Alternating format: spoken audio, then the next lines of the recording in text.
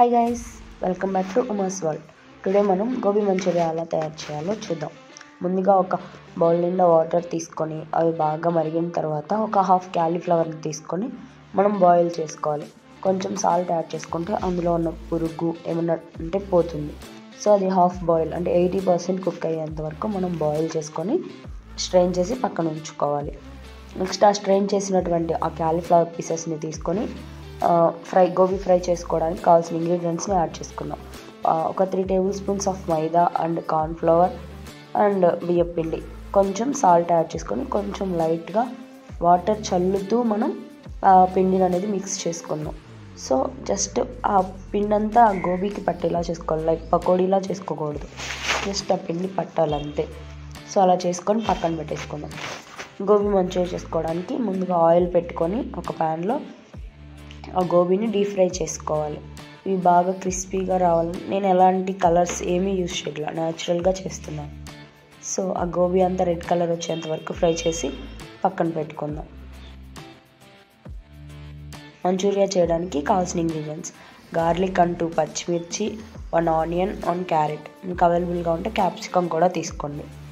So next ఇవి cut చేసి పక్కన ఉంచేసుకొని ఒక కడాయి తీసుకొని oil 2 teaspoons oil add చేసుకోవాలి.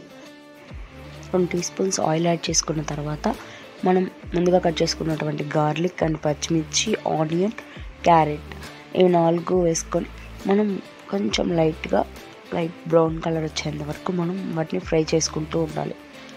నెక్స్ట్ ఇవి ఫ్రై అవ్వడానికి ఒక 5 minutes వరకు మనకి టైం పట్టచ్చు.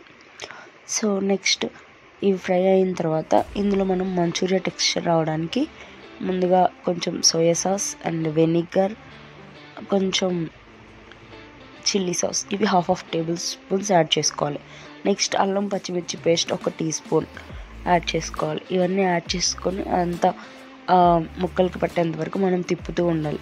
నెక్స్ట్ దీనికి మసాలా, ధనియాల పొడి కొంచెం అండ్ గరం మసాలా, లైట్గా జీరా పౌడర్, ఈ 3 యాడ్ చేసుకొని కొంచెం సాల్ట్ అండ్ కారం యాడ్ చేసుకోండి. సో అవి కూడా అన్నీ ½ టేబుల్ స్పూన్స్ యాడ్ చేసుకోవాలి.